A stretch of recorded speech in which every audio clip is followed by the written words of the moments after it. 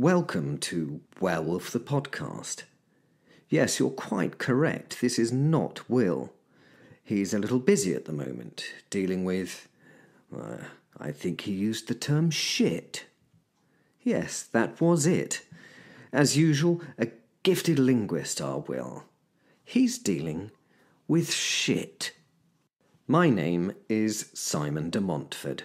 I'm a professor focusing on the supernatural criminal at the University of Leicester, and I've lived in Leicester for, a lot longer than many others. That would be a simple way of explaining it. Hopefully you understand where we are in the story. I, for one, know a lot has happened in recent episodes. Will has labelled this particular show part... he often gets it wrong, so let me just check this. Yes, episode 123, part 12. You can go back a few episodes to learn what's happened before, and I do recommend it, honestly. It would mean you were cognizant of what's happening. As you probably realise, you are now part of a staggeringly huge audience of listeners to this little horrific tale of grief and horror. I mean, it has its moments of mirth-filled melodrama, but for some reason it struck an accord with people of a certain demeanour and outlook on life. I worry for your future mental health, but okay. Everybody requires an outlet, I suppose. And although not a healthy one, at least you and yourself are not doing any harm. Please take a look at the description, where you can find lots of links to all the worthy lichen materials that Will and other notable authors produce especially for you. The books by Gregory Alexander Sharp and Adrian Lopez are standouts in the genre. Also, if you want to speak to like-minded people, you can follow all the social media platforms that are now available by following the links there. Now, without further ado, let's get back to the show. The Professor. It had been 24 hours since I'd spoken to Frank about what was happening with the wolf. We had survived and ensconced ourselves in the security of a 5-star hotel. The things I do for king and country. No need to thank me. I do it for the greater good and at a significant personal cost. I'd spoken to the powers that be 24 hours ago about our werewolf problem. What seemed a considerable issue for us was actually scaled up by many levels. I thought we were just having an issue in London. I mean, it was not an insignificant issue. But it wouldn't be a worldwide problem, would it? Well, it seemed so. Again, I would recommend returning to the other episodes in this series just to realise what level of difficulty the lunatic lichen hominid in our lives had now lavished upon us. I sat waiting for the uplink to Frank to drop. Frank's last words had, frankly, not been full of encouragement. He'd not been overly verbose with his suggestions. He just suggested we try and survive until our next meeting. Somewhat shockingly, we had. Without much work from ourselves, we had survived. The wolf had worryingly dropped back into the noise and static of the busy world, and we'd heard nothing more from him. As you may gather, this created more significant stress and tension within our little band of brothers. And sister.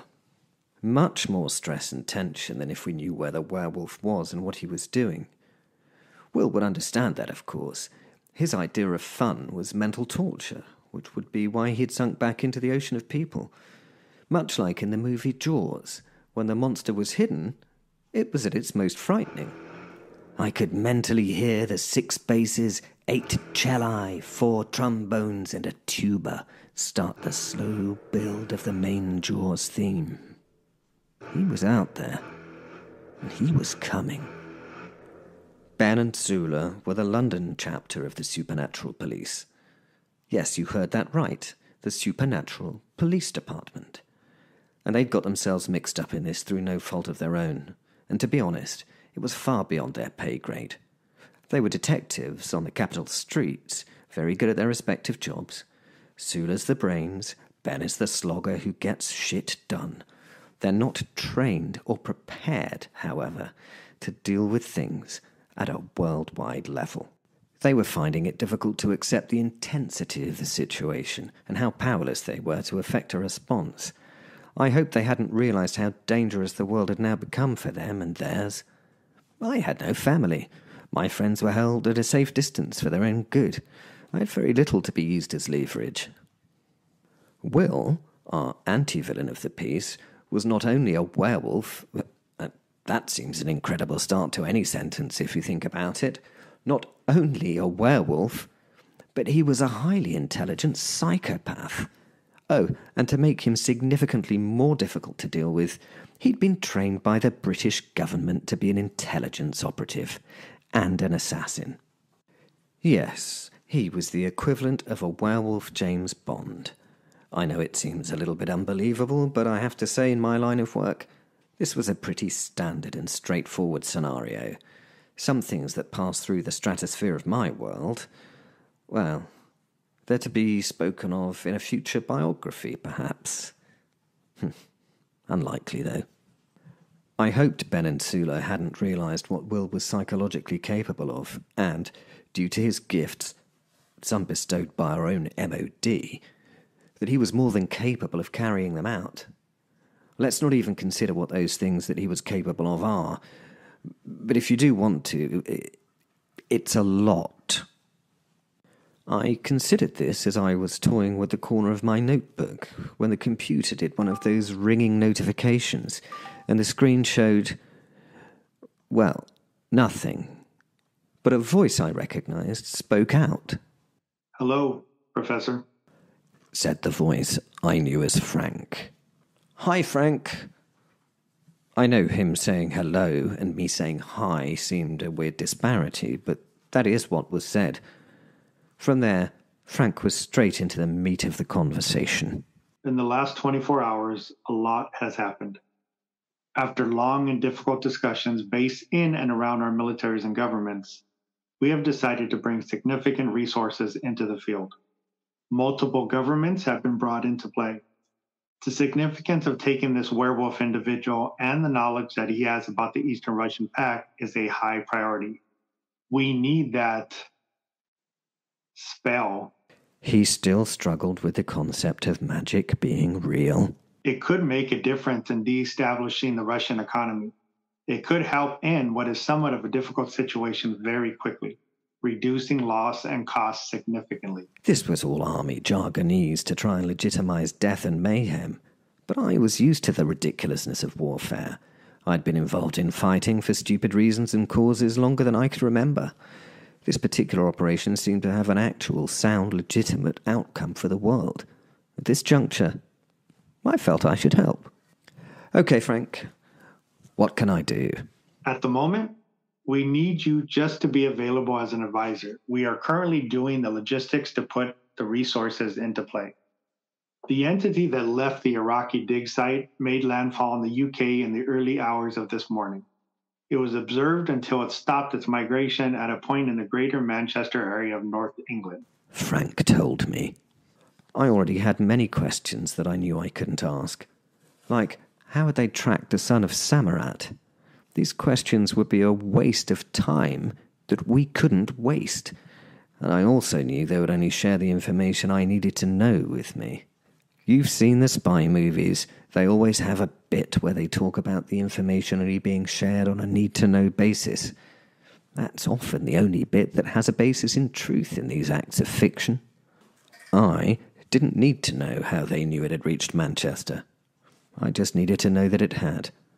Frank continued. "We focused in on its location and have had drones and satellite footage of the locality of its landing. It seems to have stopped at a site in Manchester that is related, as far as we know, to the home of the werewolf. So, it seems that we may have an issue with a rebirth of the blood cult last seen in that area. We also have the wolf under visual surveillance, and he is on the outskirts of Manchester, traveling towards his place. We can only think that it must be in response to the vampire threat. We need to deal with the vampire threat if this is the case. The werewolf has to be our priority. And the vampires need to be dealt with so that they do not get in the way of this operation. Frank must have been a literal and logical man, because all this talk of werewolves, vampires, and magic had him struggling. I listened and tried to take on the details of what was happening. Okay, Frank, so what do you want to do about the situation as it stands? We have mobilized a significant response to the threat. Destroyers and the aircraft carrier HMS Queen Elizabeth have been brought into the range to allow a tactical air attack if necessary.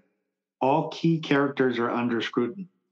A control room has been set up at the Met, and essential persons are being shipped in from international sites to deal with both threats. 3 Northern England police forces have landed tactical and anti-terrorist units in Manchester. They will have to be available if something happens sooner rather than later. Tactical aid forces are being shipped into the area from various other police forces, as well as anti-terrorist units from France and Germany.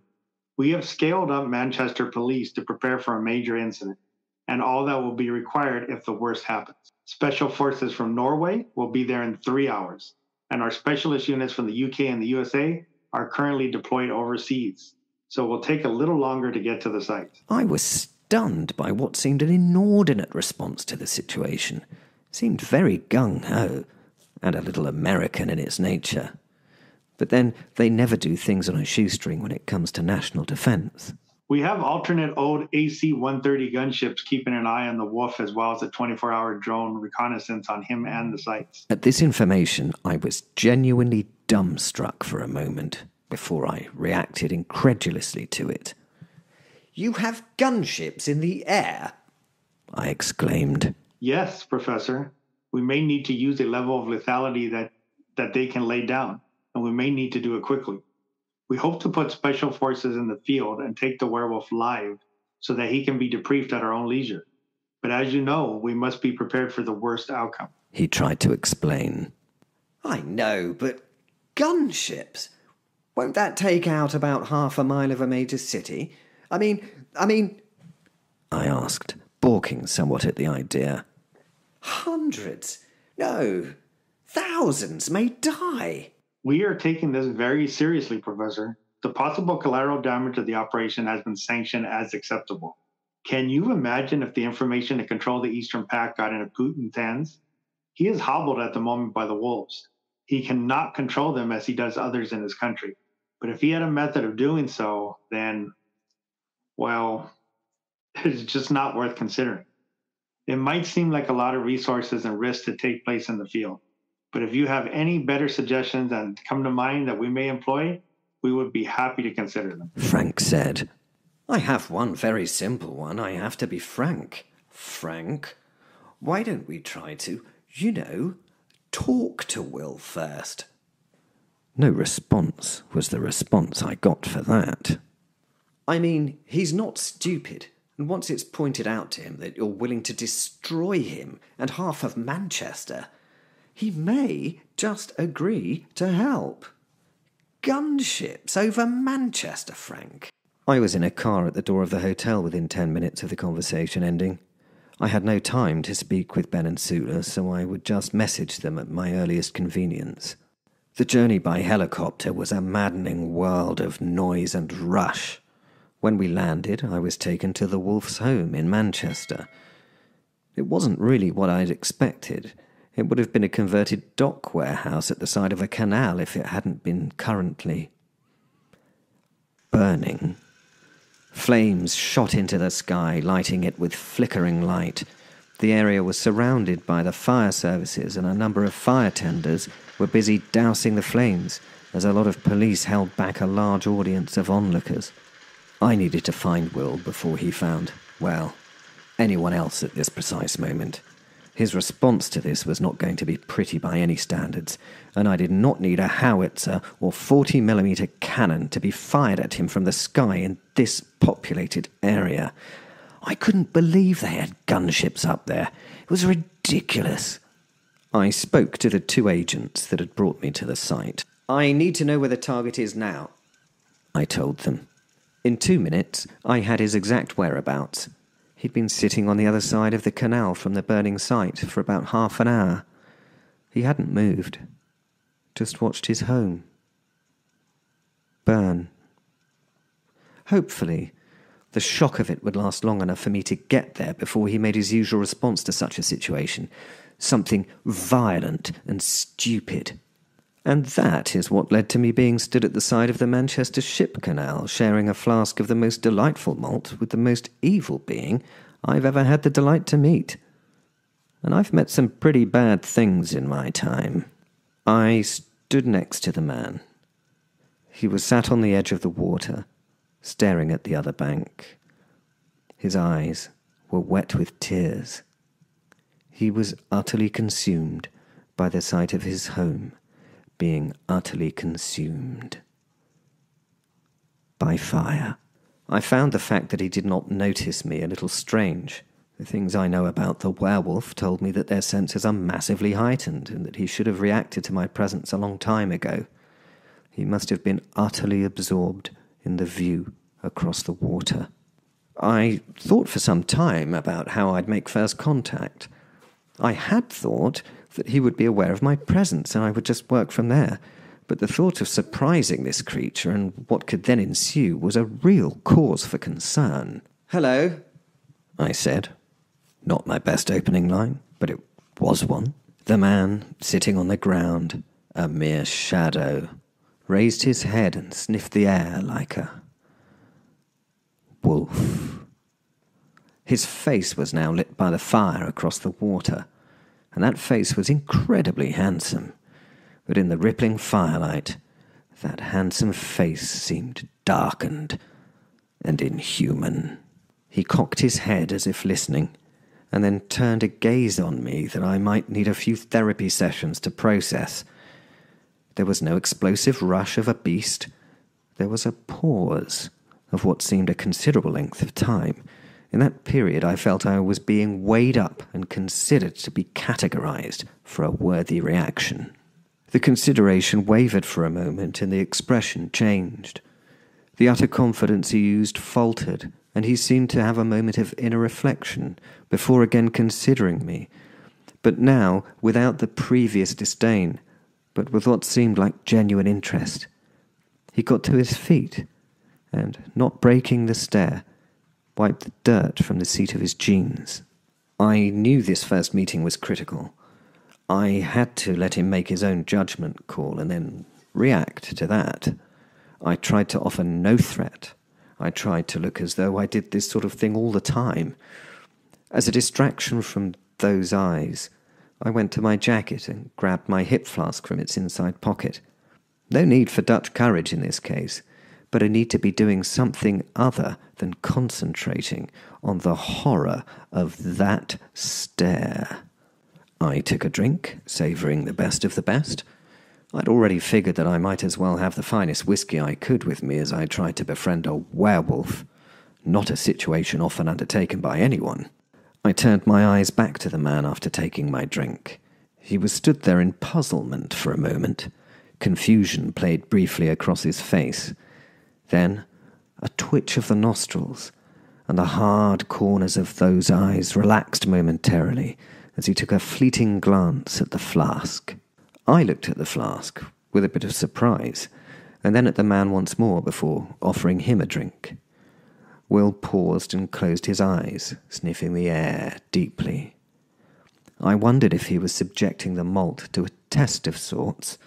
Maybe he was so paranoid that he presumed it was poisoned. On the resumption of his stare, I nodded to him to take the flask. "It's a Macallan," I started, but he spoke over me and finished my sentence. "A Macallan 18-year-old malt. Last year's release, and from sherry oak barrels, I reckon." That was very impressive. He knew that from sniffing the air, and he also knew the perfect Speyside malt by name and date. I nodded and smiled. "It certainly is. And it's extremely palatable, and it would seem to be something that would be a good libation for this opportune moment we're having," I told him. He slowly reached for the flask with an athletic grace that was obvious. He was slow and controlled in order to offer no threat. He took the flask and held it for a moment, looking at me with inscrutable eyes before considering the flask, and then, after saluting me, took a swig. He stood, eyes closed, his whole focus on the contents of his mouth as he rinsed that liquor around the inside before swallowing. He seemed to relax, and his head fell forward with a smile. A definite smile of enjoyment. Oh, that's exceptional, he said. Thank you. He'd left a definite opening at the end of that sentence, so I began to fill it. I feel like I already know you, Will, I told him. He looked down at the flask, smiling, nodded, and shrugged. My name is Simon de Montfort, I announced. Does that name ring any bells with you by any chance? I asked him. The smile on his face had now become playful. A small laugh escaped his lips as he shrugged again. Not in this century. He smiled. In the past, yeah. Father of British democracy. Took the power from the hands of the monarchy and gave it to the people. Sort of. How's that working out for you? He asked. He knew I was not a run-of-the-mill human. Probably something to do with his senses. No point hiding it. Not the worst thing I did back then, to be honest, but it all seemed like a good idea at the time, I replied. He nodded and stared at the fires on the other bank before taking another drink whilst watching them. Time was a-wasting, so I forged ahead with the point of the meeting. But that has little relevance to this conversation, I think. I am a liaison to the... He turned and butted into my flow. I don't give a fuck who you are, where you're from, what you do, or even what you might be. You've just met me at probably the worst time that you possibly could. I'm very upset at what has happened. His voice was cracked with emotion as he lifted a hand to the burning buildings. And I am about to commit horrendous amounts of violence on everything I can to make myself feel better. So you obviously know who I am, and you obviously have a point. Can we get to that point before I choose what I'm going to do to you? Remember, please remember, the longer you take to think and talk, the longer I have to use my imagination to invent a torture or three. I don't have a lot of patience right now. This was not how it was supposed to go. I was supposed to explain a few things before I came to the whole point of the conversation. He was acting irrationally, to be honest, and it was annoying. Yes, well, Will, I know who did that. I know where they are, and I know how you can hurt them, I told him, a little anger infusing into my words. Succinct enough for you? I jabbed. Perfect. I could see he found my discomfort amusing. Okay, I'm now interested in what you have to say. Tell me more, he continued. I was halfway through my next thought when the man was holding me by the throat. He must have been incredibly strong as he lifted me a couple of feet from the ground one-handed and started to crush my throat. Sorry, Simon, I don't need your help. I know exactly who did it, and I know I'm going to kill them.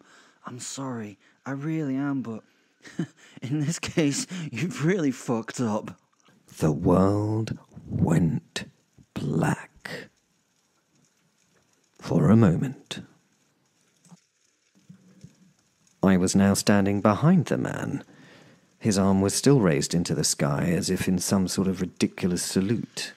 His hand empty.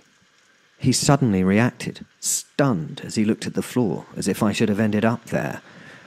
I had simply disappeared. Now it was my turn to shift the dynamics. As he frantically looked around himself, I spoke. Sorry, old son, that just won't do, I said with, I must admit, a hint of smugness. I don't die, I'm afraid. I can't say that better than you've tried, because I don't think that to be the case, but I don't die. The wolf span. Rage was written across his face, making the handsome look bestial in that millisecond. Then he gathered himself and went back to that calm, predatory stare. Yes, I am the original 7th Earl of Leicester, over 800 years old now.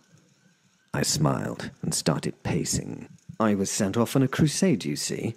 Holy Land and all that. You know the story. Killing for Christ and all that tosh. I turned elegantly on my heel, as somewhat of a dramatic pause. Turns out I was one of the 7 knights who found the Grail. I walked around as if in front of my students in my lecture theatre, pontificating. I know I was being very self-centred, but I never really get to share this story. Honestly, it was a joy to do so. Again, pausing for effect and turning to the man, now visibly vibrating with constrained anger, I thought I'd push him further still by slightly mocking his knowledge. You know, the Holy Grail, the Cup of Christ, I explained. The wolf was so tense and taut that he found it challenging to do even a slight nod in acknowledgement. To be succinct, which is what I understand you appreciate, I drank from it, and now, now has seemed to become forever. I smirked. The man was again suddenly in my face. The world went black once more. And then I was behind him, as he knelt over nothing on the ground. I gather you didn't believe me? I asked. He remained kneeling and started laughing. No, I believed you. I just had to check, he said with some disappointment. He rose to his feet now and waved in a conciliatory manner. Okay. Simon, I am really listening.